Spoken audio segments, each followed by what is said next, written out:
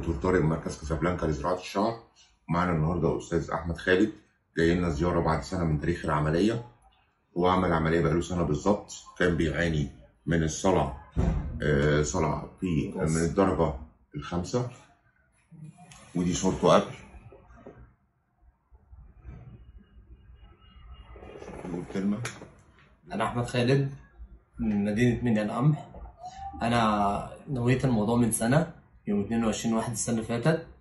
جيت لدكتور طارق في العيادة، بجد مقصرش معايا وقف جنبي. يوم العملية كان مباشر معايا في كل حاجة، وفي أيام العلاج كان معايا في كل حاجة، مسابنيش لحد آخر لحظة.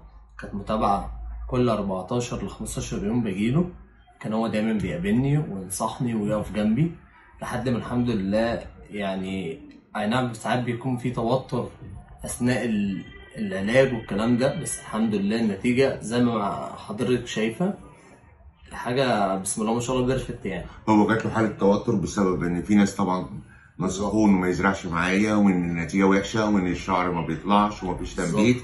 بس دلوقتي هي دي النتيجه. ونبص برضو على المنطقه المالحه نتفرج عليها. زي ما احنا شايفين المنطقه المالحه ما اتاثرتش، ممتازه. كنا زرعنا له ساعتها 4000 جرافت.